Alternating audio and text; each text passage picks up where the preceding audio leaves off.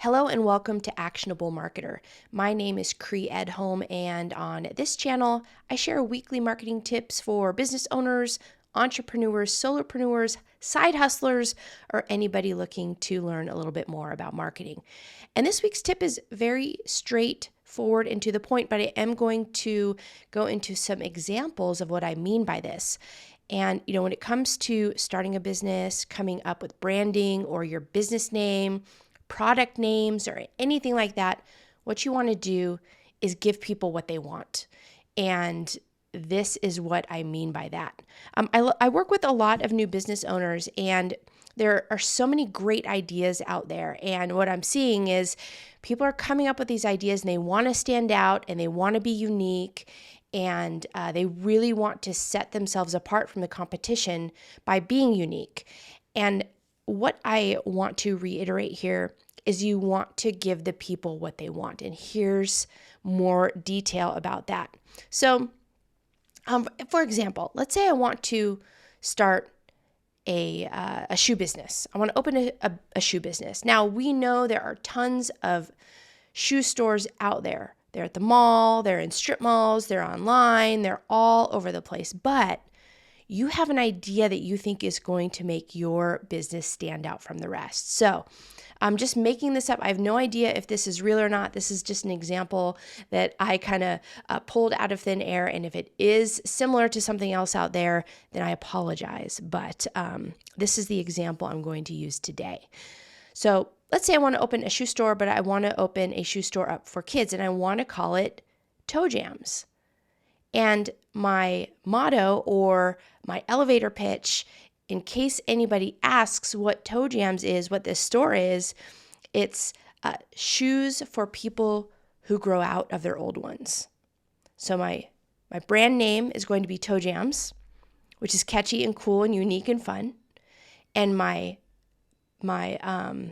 catchphrase or my elevator pitch is shoes for people who grow out of their old ones, right? All right, so I'm going to bring this to market. I'm going to get all the funding. I'm going to open the store. I'm going to do all the branding and all of this other stuff. And then here's what's going to happen. You're going to go out and people are going to ask you what you're up to, your friends, new potential clients, and so on and so forth. And they're going to ask you what you've been up to or what do you do for a living? And you're going to say, I own a store called Toe Jams. And they're going to go, what? And you're going to say, yeah, I sell shoes to people who grow out of their old ones. And this sounds very catchy, but if I were coaching you, I would actually advise you to change both your store name and your brand name and your elevator pitch. And here's why. People have no idea what you're talking about because shoe stores have been around for so long, and at this point in time, most things have been around and people know them in a certain way. So this idea of Toe Jams, shoes for people who are growing out of their old ones, are really shoes for kids, right? Or children's shoes. Or when I think of people growing out of their shoes, I think of toddlers and I think of teens. So right away, what you're doing is you're confusing your audience. And before even doing your branding, you should really have an idea of who your audience is going to be in the first place. So this is why you hear it all the time. And although it's difficult to want to do it because it doesn't really sound fun, is figuring out who your audience is and then also incorporating keywords that people understand what they are into that branding. So let me just expand a little further. If I just saw the name Toe Jams on a sign in a strip mall, I would think, what is that? Is that a shoe store, or is it a place where if I have, fungus in my nails or foot fungus or my toes are crooked? So there's a lot of different places that your brain might go when you see just the name. And then also shoes for people who grow out of their old ones. It's just not clear enough. It's fun and it's exciting and it is different because nobody else is doing it. So what I'm getting at is if you come up with a name or you come up with some sort of a mission statement or you're naming a new product or a new business or a new service, you want to make it recognizable because here's what's going to ultimately happen.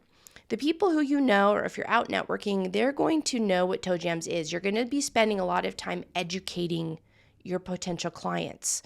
And you're going to find that your sales pipeline is a lot longer because you're having to spend more time educating your clients than you are on making a sale. So for this business, if you were really stuck on the name or you still wanted to be clever, I would actually compromise with you and say, okay, keep the name Toe Jams, but let's come up with a different tagline or a different mission statement or a different elevator pitch. And those could be shoes for growing toddlers if you're only selling shoes for toddlers, or shoes for growing teens, you're only selling to teens, or children's shoes, or shoes for kids and teens. So what you want to do is put in that keyword research and figure out exactly what it is that people are searching for, because you will be recognized by people who know you, who you've had a chance to talk to, and you've had a chance to educate them on what it is that you sell. But for anybody randomly searching on the web, which is probably going to be a majority of your business, they're not going to type in Toe Jams for shoes, and they're probably not going to type in shoes for people who have grown out their old ones. What they're going to do is they're going to probably search for shoes for teens or shoes for children or something along those lines. So give the people what they want.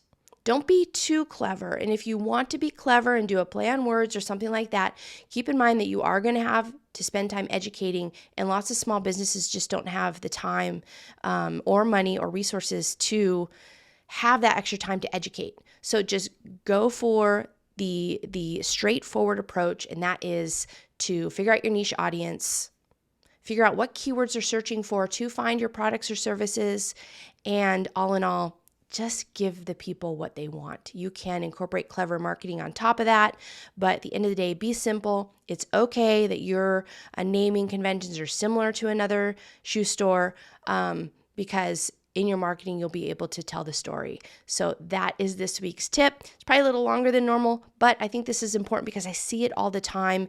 Be easier on yourself. Make it simple. Get your product or service out to market quickly, and make it even easier for somebody to click that buy now button. All right, thanks for tuning into this week's tip. If you enjoyed it, hit the like button down below and subscribe. You can subscribe to my weekly email that I send out, or you can subscribe right here on YouTube. Thank you so much, and I'll see you again in next week's video.